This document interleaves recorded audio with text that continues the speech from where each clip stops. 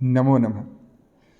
कादम्बरी का जो शुकनासोपदेश हमने प्रारंभ किया है उसमें यह द्वितीय पाठ है और इसमें हम जहाँ हमने छोड़ा था पिछली बार कष्टमनंजन वर्ती साध्यम अपरम ऐश्वर्य तिमिरांधत्वम, उससे आगे फिर यहाँ पर करेंगे कि अशिशिरोपचारहार्य अति तीव्र दर्पदाह ज्वरोष्मा। जैसे आपको पता है कोरोना का बुखार आजकल लोगों को हो रहा है, तो उसमें हो क्या रहा है कि भाई बुखार की वजह से गर्मी शरीर में हो जाती है, टेम्परेचर बढ़ जाता है।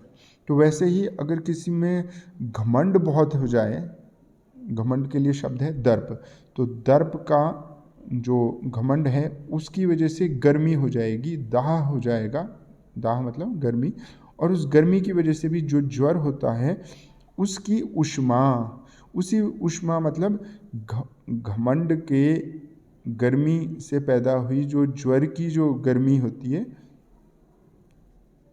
मुश्किल लग रहा है ना समझने में। क्या हो रहा है कि भाई घमंड हो गया किसी को, और घमंड होने के बाद फिर उसको इतना घमंड कि भाई वो आग से भर गया, पागल ही हो गया। तो उससे जो ज्वर हो जाता है, बुखार हो जाता है, उसकी गर्मी ऐसी होती है, अति तीव्र होती है कि भाई वो ठंडे उपचारों के द्वारा भी हार्य न हटाई नहीं जा सकती।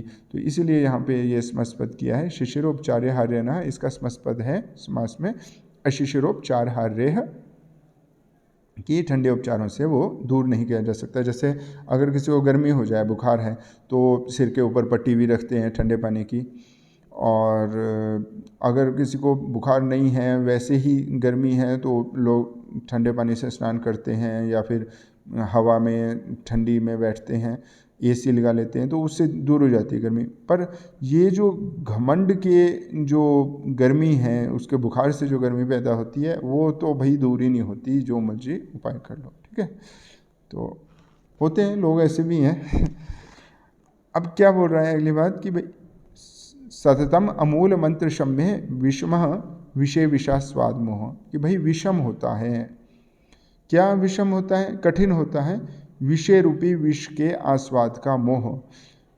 देखिए, अगर आपको गलती से आपने देखा या आपको पता हो कि भाई किसी ने जहर खा लिया, ठीक है, तो जहर खाने के बाद क्या है कि जड़ता हो जाएगी, वो हिल ही नहीं रहा है जी, वो तो अब पता नहीं बेहोश हो गया हुआ है, क्या हो गया, पर हिल नहीं रहा है, ठीक है जी।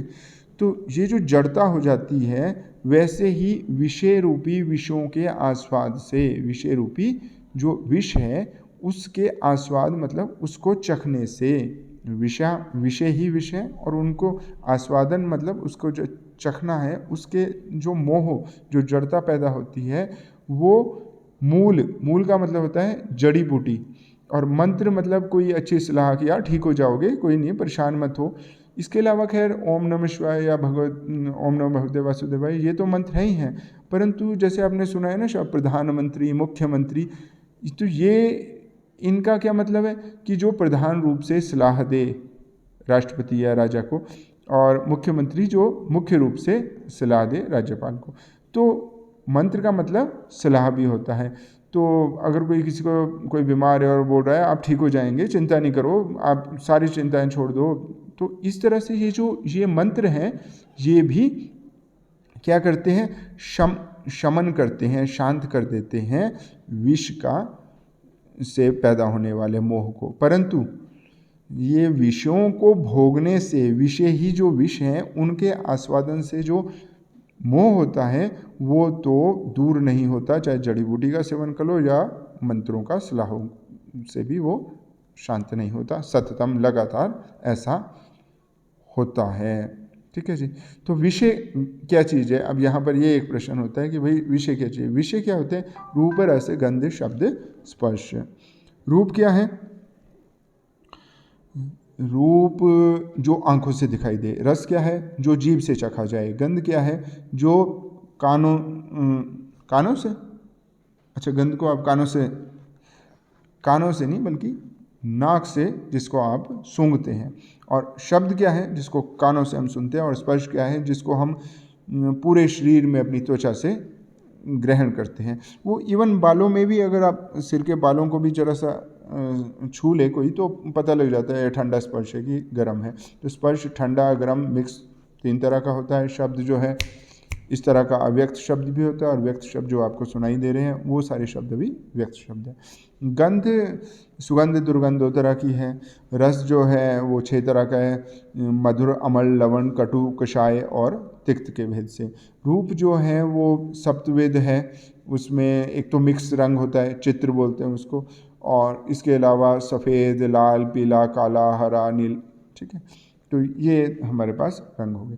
पर अब जो हमने जो कुछ भी हमारे को आंखों से दिखाई देता है वो सब कुछ सारा का सारा रूप आ गया। अब यहाँ पर हम बात जो कर रहे हैं विषय रूपी विष कैसे हो गया, कि जैसे किसी लड़के ने लड़की को देखा, लड़की ने लड़के को देखा, तो देख करके उनको वो अच्छा लग रहा है या लग रही है, बात करके अच्छा लग रहा है लग रही है, तो वो जो एक तरह से वो इंद्रियों के माध्यम से विष का आस्वादन हुआ, वो जो चखा, रूप को चखा, तो उससे क्या हो गया कि उससे एक लगाव हो जाता है, राग हो जाता है। आगे ये उसी बात को बोल रहे हैं कि राग रूपी मल का जो अवलेप है, जो राग पैदा हो जाता है जब किसी ने किसी को देखा या सुना या बात की, जो कुछ भी है, तो वो क्या होता है कि उससे विषय विषा स्वाद मोह पैदा हो जाता है। आप भूल जाते हैं आपने क्या करना है क्या नहीं करना है। आप महाविद्यालय आ रहे हैं तो किस लिए आ रहे हैं, आप इस आयु में आपने पढ़ना है, पढ़ने पे ध्यान लगाना है, वो सारी चीज़ें छूट जाती हैं।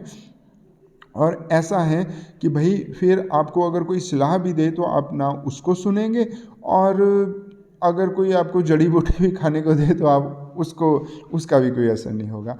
तो वही बात फिर उसको बोल रहे हैं कि राग क्या होता है, जो मैंने बताया ना कि भाई किसी ने को देखा और उसको वो अच्छा लगा या लगी, तो उसके बाद वो जो इच्छा हुई कि यार दोबारा से उससे मिलूं, ये जो दोबारा से मिलने की जो इच्छा होती है, इच्छा, ठीक है ना, एक बार जब हमने भोग लिया, भोगने के बाद हम जान गए कि भाई अच्छा लग रहा है, तो दोबारा से जो पाने की इच्छा होती है उसको बोलते हैं राग।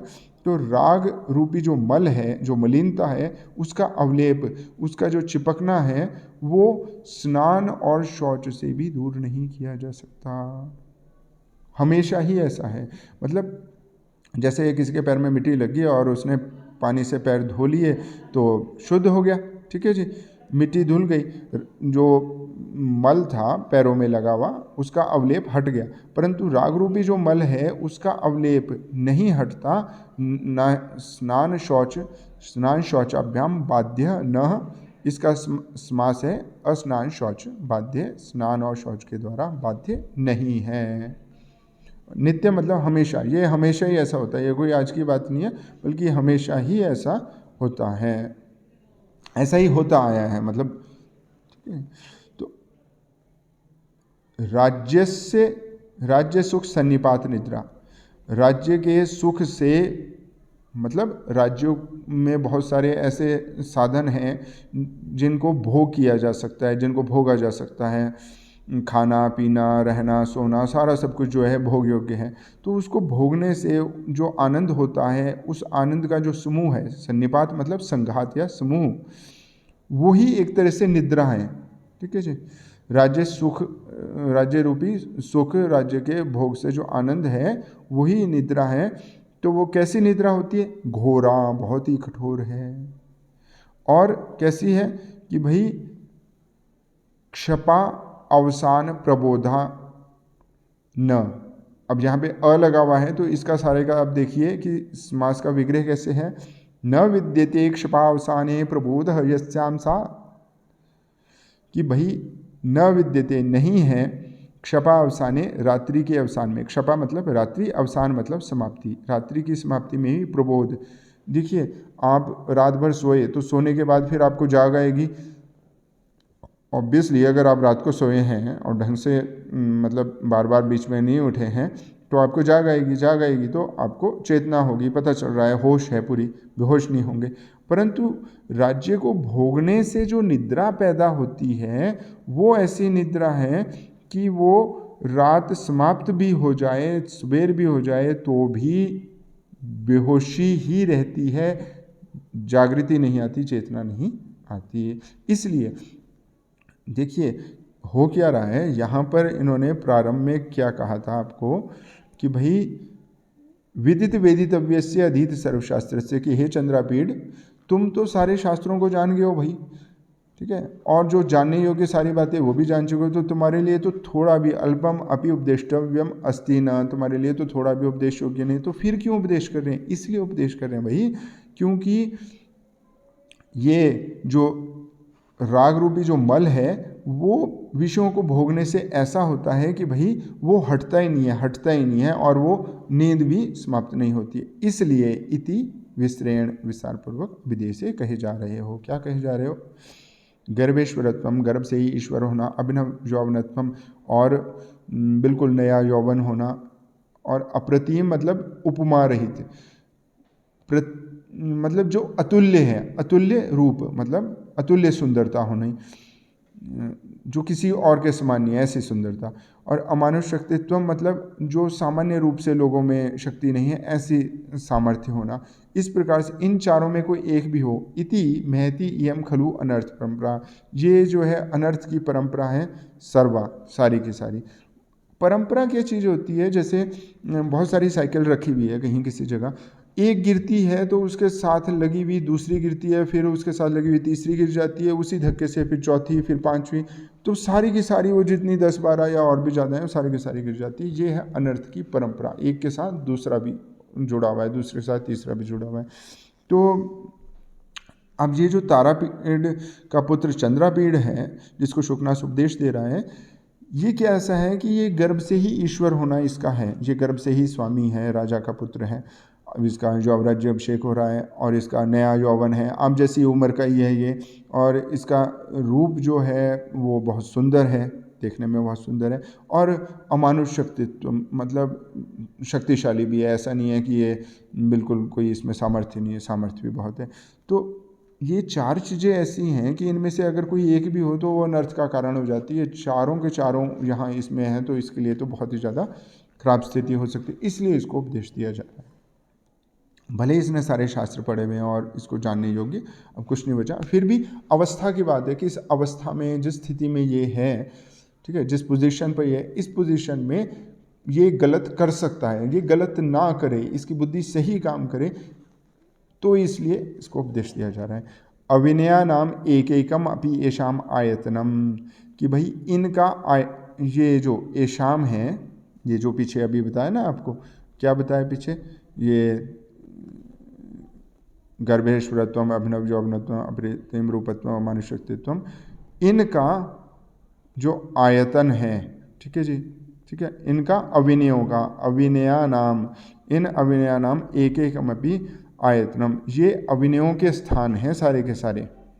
और अगर ये इनमें एक एक भी अविनय का स्थान है, मतलब जिसको बोलते हैं ना, कई बार आपने सुना होगा कि ये लड़का तो ना बहुत बदतमीज हो गया, या ये लड़की बहुत बदतमीज हो गई। जैसे जैसे बेटा जब तू बच्चा था ना तब तो शरीफ था, अब तो बड़ा हो गया ना तो बहुत बदतमीज हो गया। इवन मुझे भी कई बार मेरे माता जी ने कहा कि तुम बहुत ही ज़्यादा जो है वो अभद्र होते जा रहे हो।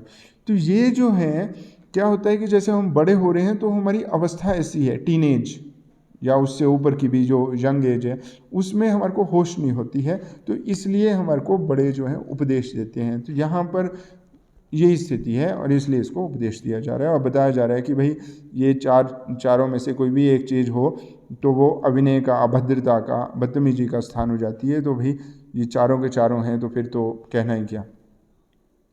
यौवन के आरंभ में प्राय लगभग शास्त्र जल के प्रक्षालन से, शास्त्र रूपी जो जल है, शास्त्र कोई जल तो होता नहीं है, ठीक है, परंतु शास्त्रों को पढ़ने से क्या होता है कि बुद्धि जो है निर्मल हो जाती है, ठीक है। शास्त्र जल के प्रक्षालन से निर्मल हो चुकी बुद्धि भी मलिनता को प्राप्त कर लेती है। ये परीक्षा में आ चुका हुआ है कि भाई बुद्धि जो है क्या कर लेती है यौवन के आरंभ में। तो यौवन के आरंभ में बुद्धि मलिनता को, कालुष्यम मतलब मलिनता, ठीक है, मलिनताम उपयाति बुद्धि। अनुचित धवलता, उज्जित का मतलब होता है त्यक्त, छोड़ चुकी, धवलता मतलब सफ़ेदी को, चमक को छोड़ चुकी, अनुचित धवलता मतलब सफ़ेदी को जिसने नहीं छोड़ा है, ऐसी भी राग, सरागा, सरागा मतलब राग युक्त हो जाती है। यूनाम दृष्टि, युवाओं की दृष्टि, युवाओं की जो दृष्टि है वो राग युक्त हो जाती है। उनको आँखों में जो क्या होता है कि वही लालिमा आ जाती है, उनको सराग का मतलब तो लालिमा ही है, राग का मतलब लालिमा भी होता है, ठीक है, और सरागा मतलब राग युक्त हो जाती है, लालिमा युक्त हो जाती है। परंतु यहाँ पे लालिमा का अर्थ आंखों का लाल होना नहीं है, यहाँ पे मतलब है कि भाई उनकी दृष्टि में विषयों को भोगने की इच्छा हो जाती है। मैंने बताया ना, राग का मतलब होता है विषयों को भोगने की इच्छा, पर किस विषयों को, जो विषय पहले से भोगा हुआ है और जिसमें आनंद की प्राप्ति है। सपोज कीजिए आपने कभी चॉकलेट खाई है या आइसक्रीम खाई है या गुलाब जामुन खाया है या कुछ भी और टेलीविज़न पे देखा है, कोई फिल्म देखी है, कोई गाना सुना है जो आपको बहुत अच्छा लग रहा है, इतना अच्छा इतना अच्छा इतना अच्छा कि भाई अगर वो आपको मिल रहा है तो ठीक है, नहीं मिल रहा है तो आप पागल हो जाएं, परेशान हो रहे हैं। ये है राग युक्त, राग की स्थिति कि भाई मिल रहा है तो ठीक है, नहीं मिल रहा है तो आप पागल ही हो जा रहे हैं, परेशान हो जा रहे हैं, ठीक है। तो ऐसी जो युवाओं की दृष्टि हो जाती है। और दूसरे सरागा का मतलब ये भी है कि भाई प्रेममयी दृष्टि हो जाती है, उनको प्रेम के प्रति वो आकर्षित हो जाते हैं। जैसे मैंने बताया ना, किसी लड़के को लड़की, लड़की को लड़का देखने में अच्छा लग रहा है, बात करने में अच्छा लग रहा है, तो उनकी दृष्टि यौवन के समय में इस प्रकार की हो सकती है, बाल्यकाल में इस प्रकार की नहीं भी होती है, और युवावस्था में जो है वो बहुत ज़्यादा हो जाती है। अपहरती, अपहरण करती है, वात्या एव वायु की तरह शुष्क पत्र को, सूखे पत्ते को, समुद्भूत पैदा हुई रजो भ्रांति, जो भ्रांति धूलि से पैदा हुई जो भ्रांति है वो क्या करती है, अति दूरम, बहुत दूर, अपनी इच्छा से ले जाती है यौवन समय में पुरुषम प्रकृति ही। वात्या एव अपहरती शुष्क पत्रम। अब यहाँ पे दो अलग अलग वाक्य हैं। पहला वाक्य क्या है कि वात्या एव वायु की तरह शुष्क पत्रम अपहरती। जैसे कल तूफान आया जी, तो आसपास के जो सूखे पत्ते हैं कॉलेज के आसपास बहुत सारे जो हैं उड़े और एक जगह से उड़ करके कहीं दूर चले गए। तो वात्या मतलब वायु की तरह सूखे पत्रों को अपहरती, ले जाती है। कौन ले जाती है? प्रकृति। कब ले जाती है? यौवन समय में, ठीक है, युवावस्था में। किसको ले जाती है? पुरुष को। तो प्रकृति यौवन समय में पुरुष को वायु की तरह, वायु जैसे सूखे पत्ते को ले जाती है वैसे वायु की तरह अपहरण कर लेती है, कहीं से कहीं ले जाती है। और दूसरी बात, समुद्भूत रजो भ्रांति ही, कि भाई वो प्रकृति क्या है, वो प्रकृति जो है रजो भ्रांति, रजोगुण से पैदा हुई जो भ्रांति है, भ्रांत ज्ञान है। अब भ्रांत ज्ञान की भ्रांति क्या चीज़ होती है? सपोज कीजिए कि भाई कल जैसे तूफान चल रहा था, शायद आप में से कोई जो है स्टूडेंट रहा होगा जो देख रहा है रास्ता, तो अब तूफान अगर तो सिर्फ तूफान है, बारिश नहीं हो रही है, तो उसमें क्या होगा, धूल भी हो जाती है। यहाँ पे हिमाचल में इस तरह के तूफान बहुत कम चलते हैं। नीचे अगर आप प्लेन में जाएं, चंडीगढ़, दिल्ली वगैरह में, तो वहाँ कैसे तूफान आते हैं कि दूर दूर तक पत्ते उड़ रहे हैं, पत्ते नहीं भी उड़ रहे हैं तो भी धूल बहुत हो रही है, उस धूल में जो है आपको दिखाई नहीं दे रहा है।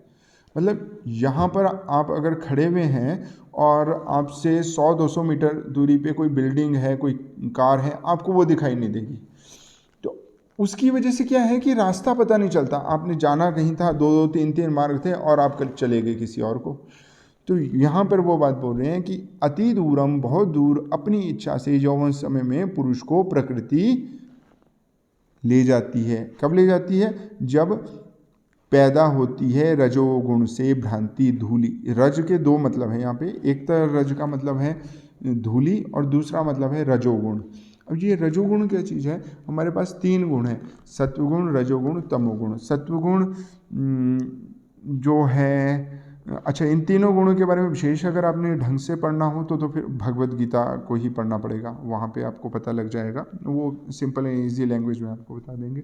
दूसरा क्या है कि रजोगुण वो स्थिति है जहाँ ऐसा भी नहीं है कि आपको दिखाई नहीं दे रहा है या आपको ज्ञान नहीं है, समझ में नहीं आ रहा है, और ऐसा भी नहीं है कि भाई आपको पूरा का पूरा ज्ञान है। वो बीच की जैसी स्थिति होती है, ज्ञान और अज्ञान दोनों एक साथ होती हैं।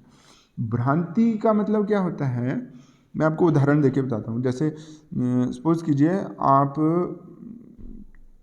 जो है अपने कमरे में हैं और वहाँ से उठे और किसी दूसरे कमरे में जा रहे हैं, और इतने में लाइट चलेगी और वहाँ पे कुछ पड़ा हुआ था फर्श पे, आपका पैर उस पर पड़ गया और आपको लगा कि यार ये तो सांप है, और उसी वक्त एकदम से लाइट आ जाती है और आपको दिखता है या नहीं ये तो रस्सी है, टुकड़ा है, सांप नहीं है।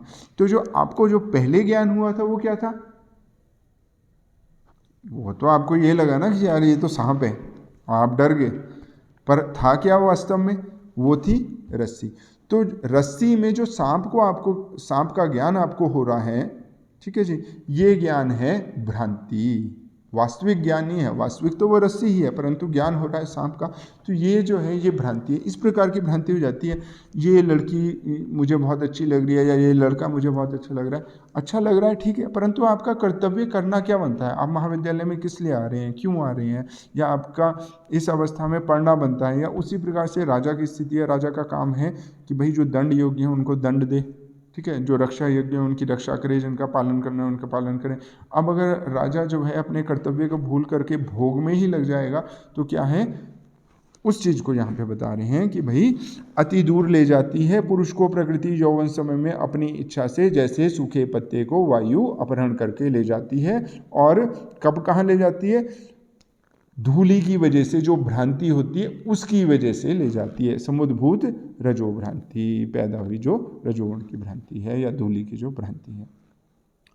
इंद्रिय हरिण हारिणी च सतन दुरंता यम उपभोग मृग तृष्णिका। ये जो भोग करने की मृग तृष्णिका है, ये इंद्रिय रूपी हिरणों को हरण करने वाली है। और सतत दुरंता मतलब लगातार, दुरंता परिणाम में दुखपूर्ण है, अंत जिसका मतलब परिणाम में दुखपूर्ण, मतलब अंत में दुख ही दुख होता है जी। प्रारंभ में तो लगता है ना सब कुछ अच्छा, परंतु अंत में दुखपूर्ण है। इस प्रकार की होती है ये इंद्रिय रूपी हिरणों को हरने वाली। कौन? मृग तृष्णिका। अब ये मृग तृष्णिका क्या क्या है? मृग तृष्णिका वो चीज़ है कि भाई कोई रेत में है और रेत में वो देखता है कि भाई उसको प्यास लग रही है, ऑब्वियसली प्यास लग रही है, तो पानी तो है नहीं, दूर दूर तक रेत ही रेत है, पर सूर्य की किरणें जो वो चमक पड़ रही है रेत के ऊपर, तो लग रहा है यार वहाँ पानी है। फिर वो वहाँ तक पहुँचता है, पानी है नहीं, फिर आगे जाता है, वो लगता है कि वो उधर पानी है, फिर वहाँ पहुँचता है, फिर देखता है यहाँ तो पानी नहीं है, वो दूर पानी है। फिर ये जो बार बार भाग रहा है, प्यास में प्यासा ही रह रहा है, ये है मृग तृष्णिका। मृग तृष्णिका इसलिए बोलते हैं क्योंकि एक कस्तूरी मृग होता है, उसको अपने में से बहुत तेज गंध आती है, तो वो सोचता है ये गंध कहाँ से आ रही है, उसके लिए भागता है कि वो वहाँ से आ रही है, वहाँ पे भी नहीं मिल रही गंध, फिर वहाँ से आ रही है, वो वहाँ पे भी नहीं मिल रहा है, फिर दूर और कहीं से आ रही है, और गंध तो असल में उसके अंदर ही कस्तूरी की होती है, जो उसको आ रही होती है, परंतु वो उसको जान नहीं पाता वो कहाँ से आ रही है। तो वैसे ही सुख तो सारे के सारे हमारे भीतर ही हैं, पर हमारे को लगता है नहीं फलाने विषय में है, मुझे फलाने व्यक्ति के साथ ही सुख है, मुझे फलाने के साथ ही सुख है, परंतु सुख तो अपने भीतर होता है, ठीक है ना।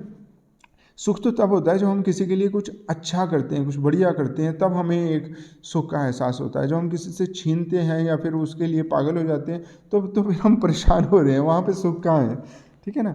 तो इंद्रिय रूपी हिरणों को हरने वाली होती है यह मृग तृष्णिका, ठीक है, और परिणाम में दुखपूर्ण होती है।